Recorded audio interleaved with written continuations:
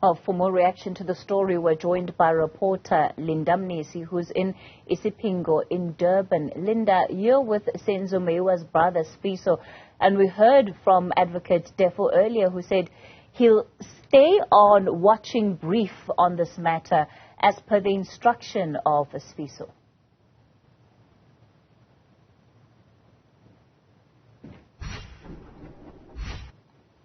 Yes, and it's one thing that is maintained throughout the case, Kathy, that he's been on watching brief on the 375 case, and that is for the brother of Senzo Meyiwa, Sifiso Meyiwa. It seems the plan is then to continue on that particular case. You would have heard earlier in court, we heard during this trial that, they had gotten the docket earlier. It was disclosed to them. In fact, at the time, they were the only legal representatives with that particular docket.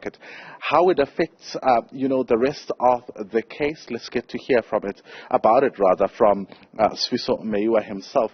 I want to thank you so much for your time, Sifiso. These news obviously were shocking to many South Africans because it's another twist, right, to this case, but not necessarily what you are looking at when you look at the cases that are before court. He's withdrawing from the 636 case, but not necessarily from the 375 case. What is your reaction to that?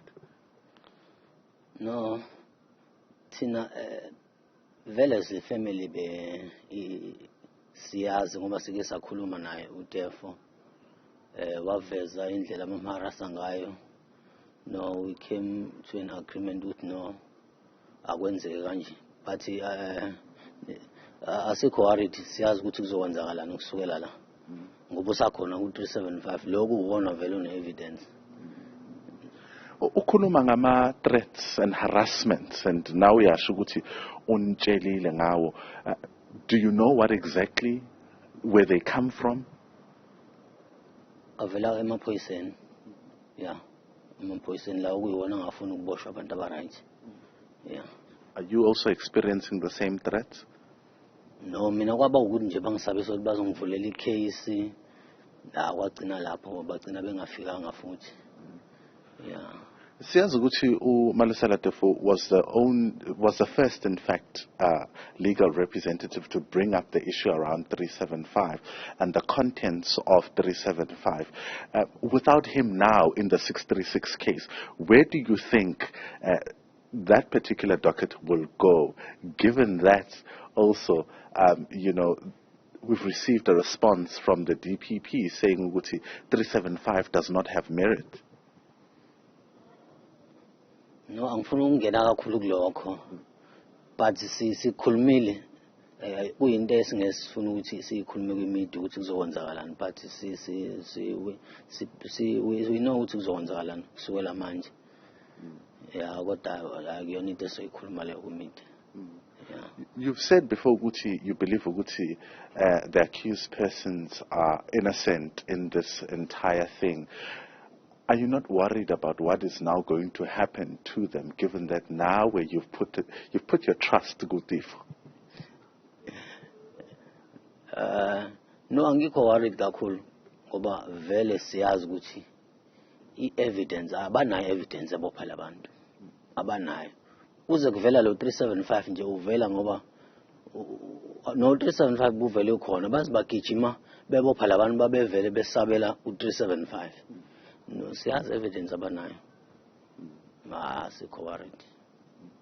So you think Guti they'll be able to win this case while you work on 375? Makuthiwa ke akunama merits kuyo yona le 375.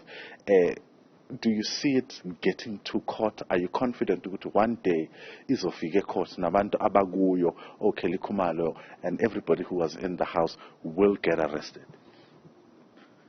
Banamanga mebethi nje le ayinayo into ephathekayo lelicala banamanga bebengeke babophe laba bantu lelicala lamaphoyisa lawo ayalazi kusukela ngo2019 nayo lokhuzana advocate ubaloyi uyalazi nje bakhulunywa amange court baqamba amange court phambi kwejaji kufungiwe lapho advocate ubaloyi wathi abalazi lela dokodo basanda kulithola.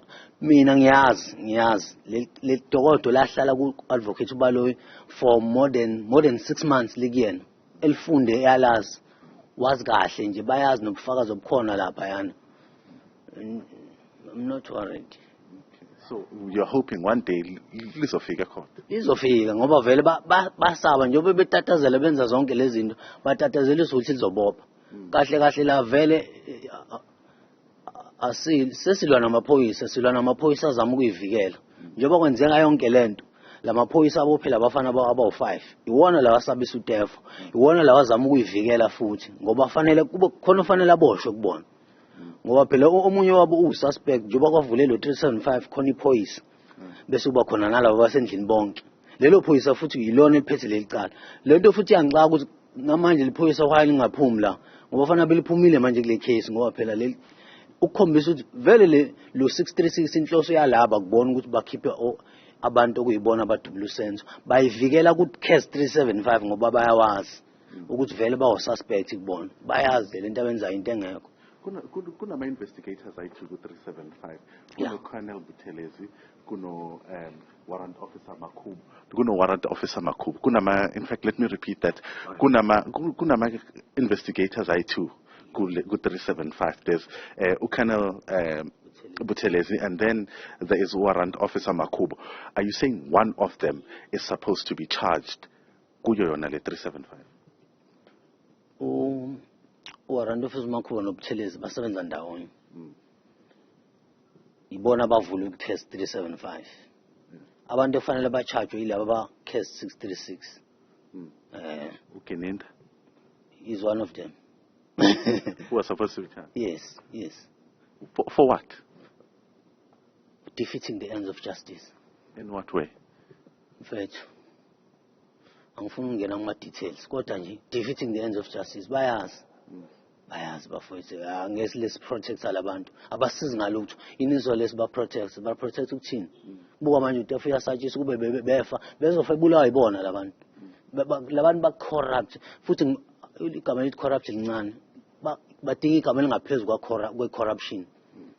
Bangcole ngalendlela emangalisayo bangcole mebakubona ukuthi uyinkinga bakuvulela amacala bakusabise arrest nje ukuze ungabaphazamisi njengoba uTeffo benza kanje ngoba mbona ukuthi threat kubona babhizi bamharasa manje. Do you think nalaba baboshiwe impilo zabo zisengcupheni because nabo they are continuously telling the court ukuthi bafeel ukuthi abekho safe? Namhlanje simzwile athi aletha isicelo uTeffo ukuthi one of the accused be moved to a different prison. He says he wanted the court to hear it because he says it's a matter of life and death. There could be no next time. Yeah, labafana bethu basengozini nje impilo zabo azikho safe ngoba kwawona amaphoyisa ayibashaya eqaleni. Vele nje bathi iwona amaphoyisa la batreata kabi kanje ngoba begcine bevumile ukuthi balenzile icala bebengalivumanga nje impilo zabo azikho safe kakhulu. Do you think kunobufakazi ku 375 oluprovayo ukuthi njengoba uTeffo wayesho ukuthi uKelly Khumalo uyena odubule ubhuti wakho ngephutha? Ayi mfethu yabona masikhuluma yabona ufakazi oblapha qanda ikhanda ijaji sengijahe kabi ijaji libona yonke lento lapha ku case 375 yabona lapha mfowethu now iSouth Africa izoyibonela ukuthi naba abantu kade bedlala ngathi sonke lesikhathi lapha khona evidence mfethu ephelele mfethu njengoba ngo2019 la selingenile court selizobopha ingoba uadvocate wayesebona ukuthi liphethe evidence bamsuspend wayesuspendelana wayesuspendela ukuthi vele kwase kuzoboshwa amaphoyisa amakhulu nawo yayizohlehla lento ibuyele kulabo abakhulu abathi akwenziwe le cover up gcine sekuboshwe nabo ilapho phela lento. So the cover up, you're saying it's not only about laba bebasendlini, there are even police officers bakhona abanye abangaphezulu kwamaphoyisa aba involved in this cover up. Yes, i-cover up kwaqala ukucover up kwaqala kwavikela abantu abasendlini bese bevikeliwe uMakhuba noButhelezi bavulela icala laba benza icover up manje nabo ke sebezama ukuyivikela bona basavikela laba bantu sebeyivikela bona njengoba izoshaya bona ibophe bona nabo izohlehla futhi kubuyele kulabo abayakhulu ababanikeza le role yokuthi bayidlale le role yokuthi benze le cover up ngoba khona izikhulu phela ezafika lapha ku crime scene ezafika kwadiscuss ukuthi icala lihambe kanje kungaveli iqiniso akhulunywe lento ukwenzela imedia yonke lento ngebekwenzela imedia kahle kahle into enzeke endlini ngiyona lento abayikhulumayo lapha ilapha ku case 375 into enzeke ukhuluma ngoNkosimalo bano Sibiya kanjalo Shadrack Sibiya yes wayikhona naye so he's part of the cover wayikhona kusazokhulunywa kuzobonakala madoda kwenzakalani wena bazokubiza mhlambe njenge witness sesiyivala nje hayi angikholwa ukuthi bazongibiza mina lama witnesses alapha nje kunobufakazi obuphelele angikholwa ayikho into engadingakala from mina ngisho ku 636 no angikholwa abakaku-inform abakazi bangi-inform. I want to thank you so much for your time. That's Sifiso Meyiwa speaking about a number of things, of course, reacting to what has happened today. Kathy coming out of the Pretoria High Court saying that there's really not much that he can say about the events that took place, but he's quite confident that one day case 375 will get to the court. He can't get into details about what exactly is going to happen to case 375, but he assures the nation that something will happen, and the issue around the docket itself not having merit, saying that there is a lot of evidence contained in that docket which will be revealed to South Africans. In fact, he says it's going to shock us because it also not points out to the cover-up for the people who were inside the house, but he says police officers are involved and people who are high up in the ranks, of course, of government, who are particularly there at the scene at the time of, this particular incident. So he's quite, confident that, at some point the truth will come out. He's not particularly worried about what will happen to accused 1 to 5 because he says the evidence is not there. These are not the people that killed his brother. The evidence around Senzo Meyiwa's murder is, of course, contained in 375. Kathy? All right, Linda Mnisi, we're going to have to leave it there for tonight. And you can